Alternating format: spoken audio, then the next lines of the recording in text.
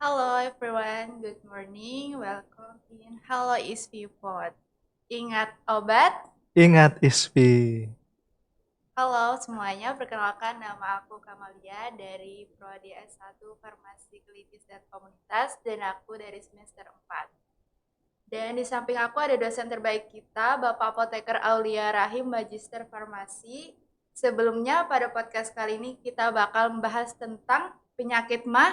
Jangan takut konsumsi obat di bulan Ramadan. Pas banget ya, ini lagi bulan Ramadan, pasti banyak banget orang yang mengalami mah nih Pak. Ya, betul. Sebelumnya ke sesi selanjutnya, kita kenalan dulu nih sama Bapak Apoteker kita. Halo Bapak, eh, Halo. bisa perkenalkan dulu sama Sobat ISPI kita. Oke, terima kasih. Nama saya Apoteker Aulia Rahim, Magister Farmasi. Saya dosen di Stikes ISPI Banjarmasin, bidang farmasi klinis. Oke, how are you today, sir? Alhamdulillah, I'm fine. Oke. Nah, selanjutnya teman-teman pasti tahu kan apa itu mah? Dan mah ini merupakan penyakit sejuta umat. Apalagi kita sedang melaksanakan ibadah puasa, pasti sering banget terjadi mahnya kambuh. Jadi selanjutnya kita sesi tanya ke beliau. Are you ready? Oke, siap. Oke, pertanyaan pertama. Apa itu penyakit mah? Penyakit mah. Oh ya, oke. Penyakit mah ya, kalau dia dilihat dari definisinya, itu sebenarnya adalah biasanya kalau secara kesehatan atau kedokteran kita mengenalnya istilah gastritis. Nah, atau yang lebih dikenalnya orang awam akan mengenal istilah mah. Apa sih mah itu? Mah itu adalah peradangan. Dia peradangan pada dinding lambung itu disebabkan oleh berbagai faktor. Nah, salah satu faktornya adalah bakteri. Nah, biasanya bakteri itu dia akan menyebabkan infeksi yang mana kita mengenalnya istilah bakterinya adalah bakteri Helicobacter bakteri atau H. pylori biasanya ya H. pylori. Helicobacter pylori. Jadi pada mah itu ada bakterinya ya, Iya, Pak? betul. Biasanya gejala umumnya apa sih, Pak? Oke, banyak ya. Biasanya gejala umumnya itu dia kayak seperti nyeri ya, nyeri perut. Habis itu dia ada kembung, mual. Bisa juga karena nggak makan juga ya, yang karena nggak makan tuh sakit tuh, sakit perut. Ada juga kadang dia ada perubahan di tinja. Nah, tinjanya itu kenapa? Jadi tinjanya itu dia kayak diare atau sembelit kadang ada tuh. Jadi ada beberapa orang yang sakit mah itu pada saat dia mau BAB atau ada posisi dia ada terkena diare ataupun sembelit. Nah, itu juga tanda-tanda kalau dia ada gejala mah salah satunya juga ya. Nah, yang paling kerasa banget bagi orang mah itu biasanya dia ini asam lambung ya, asam lambung Oh, itu naik. iya. Nah, itu ciri khas banget itu biasanya kalau orang yang terkena mah. Kalau biasanya ada rasa sakit di ulu hati itu Iya, gimana, Pak? betul salah satunya juga ya di ulu hati itu, tapi bukan sakit hati sih. Sakit hati itu Ya berbahaya bener itu. banget. Itu kalau sakit hati itu karena apa ya, Nah, Pak? ya itu banyak hal kalau sakit hati itu karena perlu diobati dengan obat hati. Nah, Oh, gitu ya, Pak. Oke, ya, betul. sekarang karena lagi bulan Ramadan, kira-kira sakit hati di pause dulu atau tetap berlanjut nih, Pak? Kita lanjut ke mah dulu aja deh kayaknya. Oke, oke. Siap. Jadi eh, pemicunya apa sih jadi mah itu kambuh nih, Pak? Oke, pemicunya ya banyak sih ya rata-rata pemicu mah ini. Kadang kita paling banyak nih yang umumnya itu kebanyakan yang saya ketahui juga mah ini dia karena tidak makan, ada sarapan itu paling paling banyak tuh kejadian dan orang tua saya sendiri ya, almarhum ibu saya juga tuh menderita mah beliau. Ternyata ada hikmahnya dulu saya waktu kecil itu tuh dipaksa, dipaksa sarapan dari SD, SMP, SMA tuh dipaksa sarapan. Sarapan pagi Iya, ya, Pak? sarapan pagi dipaksa dan saya baru menyadari pada saat kuliah itu tuh oh ternyata teman-teman nih karena tidak terbiasa sarapan, kuliah kan udah bebas dari orang tua bahasanya kan Iya, ya jauh dari benar-benar orang banget. tua. Nah, Bebas ya. ditambah dia tidak makan, tidak sarapan. Nah, itulah yang itu salah satunya ya, salah satu yang dia memunculkan terkait tadi itu yang bisa memicu mah tadi Mah, itu. oh ya Yang bener kedua, banget. dia juga ada konsumsi makanan biasanya itu juga ya. makanan pedas, habis itu yang berlemak, atau yang asam ya, yang asam-asam ya tuh dia biasanya tuh yang asam-asam ada di minuman ya biasanya kebanyakan ya. Nah, itu salah satu, salah 2, salah 3-nya ya. Nah, kalau di farmasi sendiri tuh dia juga ada obat-obatan, malah obat-obatan, iya. Obat-obatan sendiri malah memicu terjadi MAH. Tahu kan ya obat-obatan NSAID, tahu? Oh iya benar banget, obat NSAID bisa memicu juga ya Ya, Pak. tahu apa kepanjangannya NSAID? Iya. Lupa? Non-steroid Non-steroid anti-inflamasi. anti-inflammatory drugs. Ya, Ya, kayak dia itu drugs ya biasanya. Sejenis kayak obat-obatan yang aspirin, ibuprofen kan ya. Nah, itu yang NSAID itu dia biasanya juga menyebabkan bisa memicu terjadinya MAH. Hmm. baik. Untuk penyakit MAH itu bisa disembuhkan nggak sih Pak? Penyakit MAH bisa disembuhkan. Ya, jadi dia kenapa jadi bisa disembuhkan dalam konteksnya dia bukan penyakit degeneratif ya. Penyakit degeneratif itu penyakit yang dia itu seumur hidup kita akan terkena. Dalam artian harus diobati kayak hipertensi kan ya, terus mellitus. Nah, itu dia harus diobatin sampai seumur hidup bahasanya. Nah, kalau MAH sendiri dia bisa sembuh.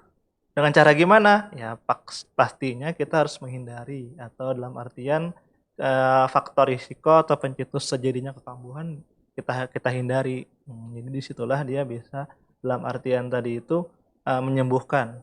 Sudah tahu kita punya penyakit MAH karena sering tidak sarapan. Nah, ya sudah, berarti kan antisipasinya harusnya kita sarapan konteksnya. Nah, dan dalam bulan puasa ini pun ternyata malah menguntungkan sebenarnya bagi orang-orang yang MAH.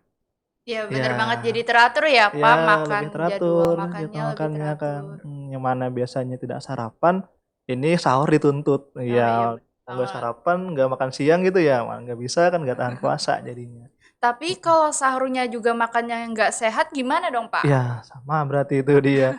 Padahal kan nih buat energi kita ya, yang namanya puasa kita perlu energi, asupan yang dalam artian normal, bagaimana kita bisa beraktivitas dalam keseharian, ya kan. Jadi biasanya ya dalam artian bisa dalam pola seimbang lah, karbohidratnya ada, sayurannya ada kan, protein, habis itu vitamin, susu. Jadi lebih banyaknya ya makan makanan yang bergizi, jadi lebih tepatnya karena kan kita full kan ya. Full dalam artian seharian kita puasa.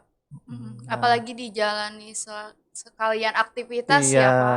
betul. Nah, kalau menjalani aktivitasnya kayak normal yang tidak puasa kan, ya berarti harus diimbangin sebenarnya itu. Kalau pada saat di luar Ramadan, kita sakit MAH dalam artian kambuh, kita bisa minum obat gitu kan ya, atau bisa, oh pagi tadi nggak sarapan di tengah-tengah deh, biasanya gitu tuh. Saya sempat juga dulu mencoba makan itu di tengah-tengah pagi dan siang, jadi sekitar jam 10, jam 11. Iya, jadi saya Cuma beda makan 1 jam Pak. apa, Itu biasa makan apa ya Pak? iya, makan antara pagi dan siang sebutannya. Jadi paginya tidak sarapan, dibikinlah antara pagi dan siang. Kalau siang tuh Oh, biasanya lebih habis zuhur kita makan kan ya. ya benar. Normal jam 1, jam setengah 2-an lah. Tapi jam 12 tuh biasanya sudah mulai lapar. Tapi kan kalau aktivitas kuliah dan lain ya sekitar jam 1-an lah biasanya makannya kan konteksnya itu dia. Oke, jadi cara mengobati penyakit MAH ini gimana dong Pak? Oke, cara mengobatinya ya. Nah, yang pertama itu yang jelas kita harus bisa mengubah pola makan. Itu yang paling penting tadi itu. Yang mana dia makanan-makanan tadi tuh yang bisa memicu, bisa kambuh ya, tadi kekambuhan tadi itu MAH tadi itu bisa buat kambuh, itu bisa kita hindari konteksnya makan makanannya tersebut. Nah, yang kedua tadi itu yang penting sarapan. Itu kuncinya. Tanya aja, saya sudah perhatikan kebanyakan emang teman-teman saya dulu tuh yang MAH-MAH itu ya konteksnya dia tidak sarapan kebanyakan.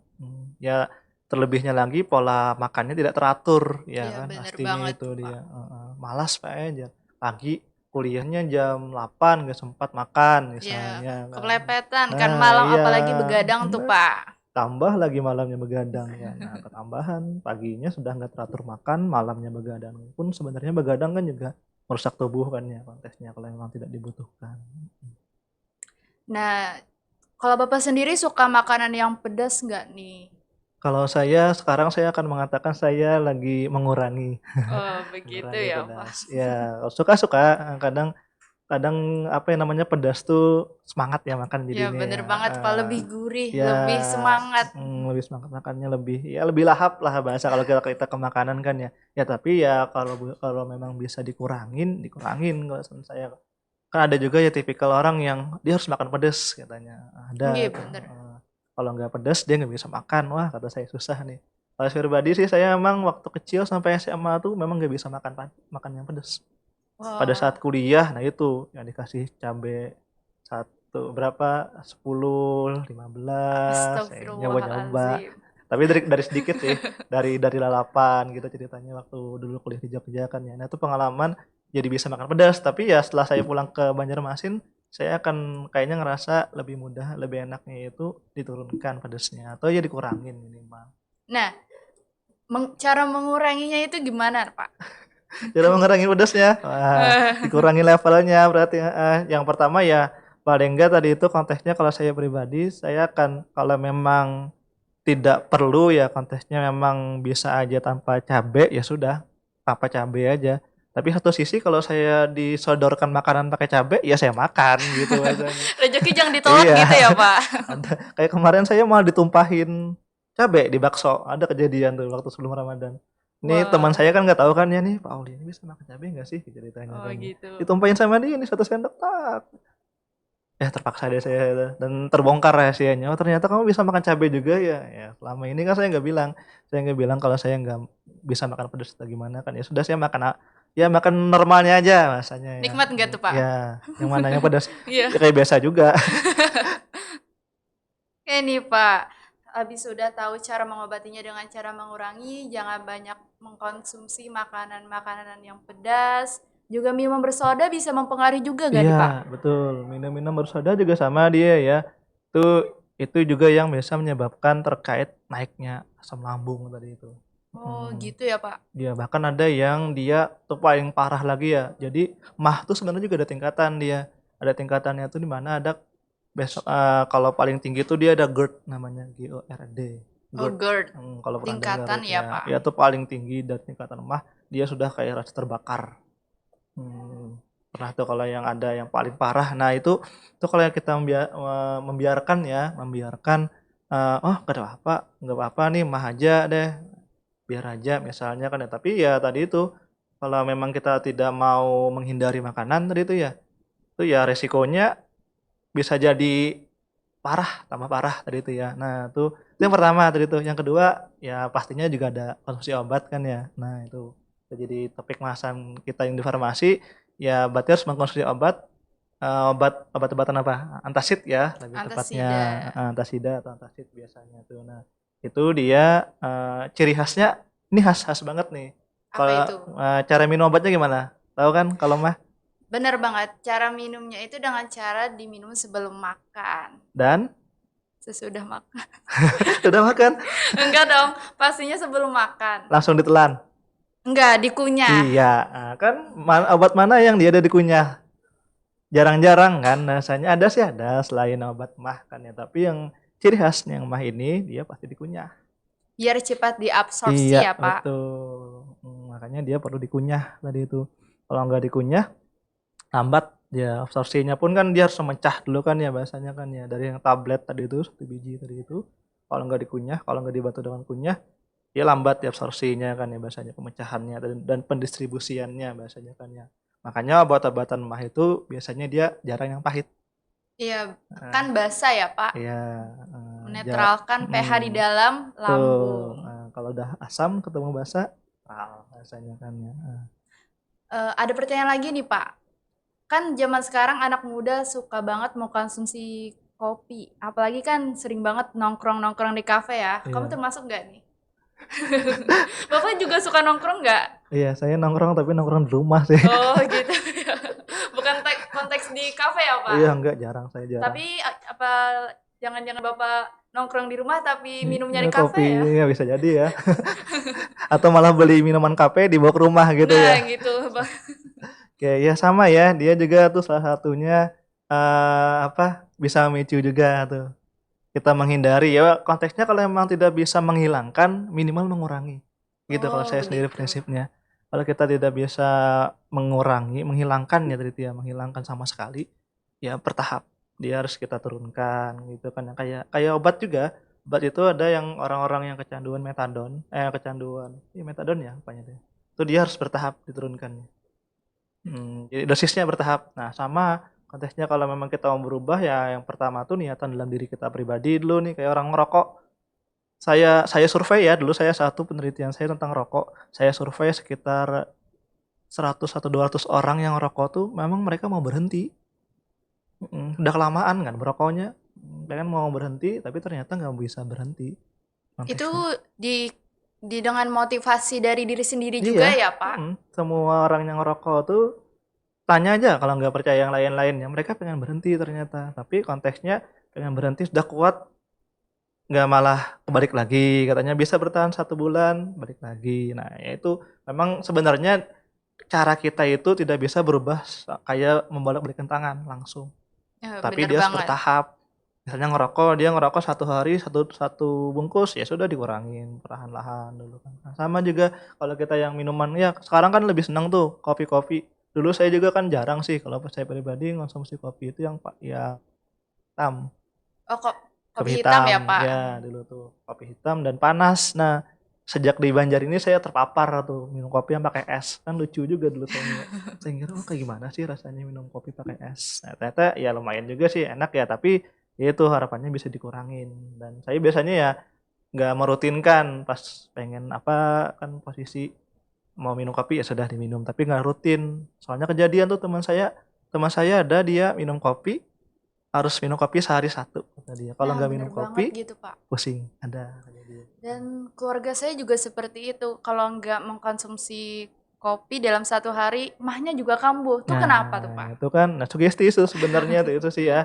Sugesti padahal dia ada pemicu tersendiri itu sebenarnya dari kopi, kafein kan ya dia kan ya. Nah, itu makanya kalau misalnya ternyata bisa nggak dipindahkan gitu kan ya, karena sugesti kan ya. Sugesti itu sudah alam bawah sadar kita mengatakan "Oh, harus kopi nih, kalau nggak kopi mah kambuh bahasanya Iya, kan bener ya. banget. Tapi kan sebenarnya itu kalau bisa tuh di-switch, diganti apa sih gantiannya? Kayak rokok tadi tuh loh. Rokok itu orang tuh jadi nggak bisa berhenti itu karena apa? Karena dia nggak mengganti, nggak bisa berhenti itu. Misalnya kan biasanya kan kalau kita berhenti rokok ada yang ganti pakai permen Oh, biasanya gitu loh. ya. Nah, tuh yang nggak bisa tuh kebanyakan mereka ya sudah stop aja. Jadi kan ada yang aneh. Ada yang kurang Iya, gitu ada ya, yang rasa Pak? kurang, habis makan ngapain ya biasanya ngisap rokok kan, ternyata nggak ngapa-ngapain, jadi kan kepikiran lagi. Nah, harusnya kan ada yang pengganti tadi itu. Nah, sama juga konteksnya tadi itu ya yang katanya minum kopi, kalau nggak minum kopi mahnya kumat, Kambuh. kambuh gitu kan ya. Nah, harusnya kan diganti tadi itu, apa penggantinya yang memang lebih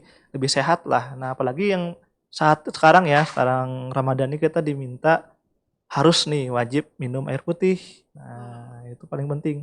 Berapa liter sehari? 8 Masih liter ingat? nih, Pak. Berapa? 8 liter. 8 liter. Wah, itu kebalik. 8 gelas lebih tepatnya kan. 8 gelas 2 liter. Jangan percaya, teman-teman. Ya 8 gelas ya, 8 gelas itu dibagi aja kan bisa kan ya. Pas sahur apa apa pas berbuka misalnya.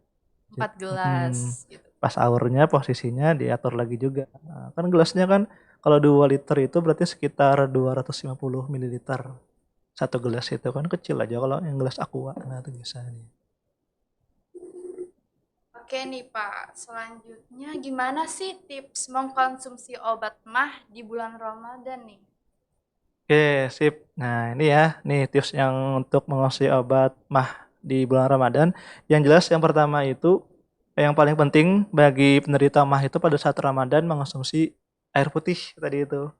Disitulah dia posisi air putih dia akan membantu menetralkan asam lambung. Nah, pada saat perut kita kosong kan ya, sahur tadi itu kan juga. Nah, itu yang terpenting tadi itu asupan asupan minum air putihnya bisa dipenuhi lah tadi itu kan ya sebanyak 2 galon nggak?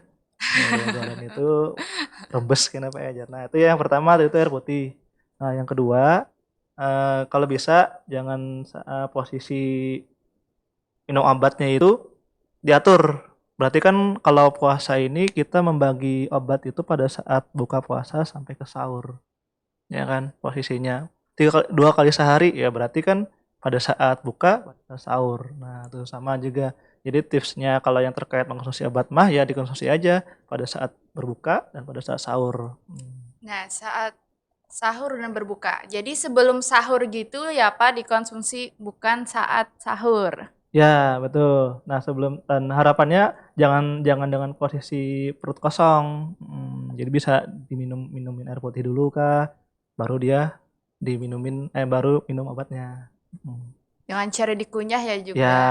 ciri khasnya tuh biasanya kebanyakan rata-rata, tapi ada juga yang lebih mudah beli yang sirup. Ya, itu lebih mudah lagi itu. Ya bener banget kayak Milanta ya Ya, Pak. betul, banyak tuh sobat merek jadinya ada. Ya, ada Nanti berapa? jangan lupa di sponsor ya guys.